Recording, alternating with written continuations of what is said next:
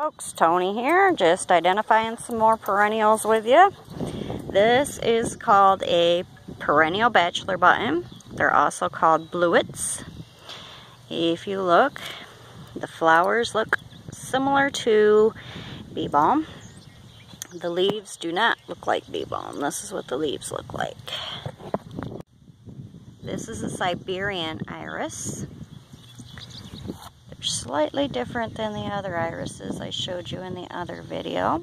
This is what the blossom looks like. Your leaves look almost like long strains of grass.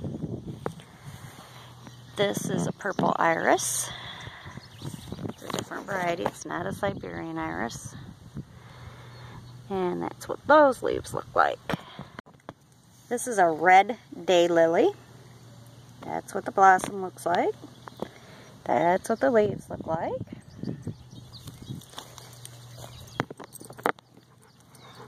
This is a red dianthus. That's what the leaves look like. This is a clematis. It's a climbing vine. It's a perennial. It comes back every year.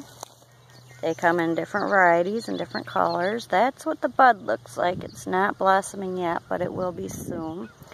This one is a light blue. I also have a red one. The leaves are slightly different on the red one. This is the red one. This is a wisteria vine.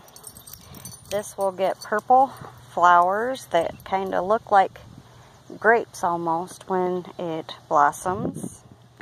This one is not blossoming now. It probably won't this year because it's kind of past the time for them. This is a smoke tree. That's what the leaves look like. There's the buds. And when those buds open, they almost look like plumes of smoke. That's a Japanese maple. This is an ornamental peach tree.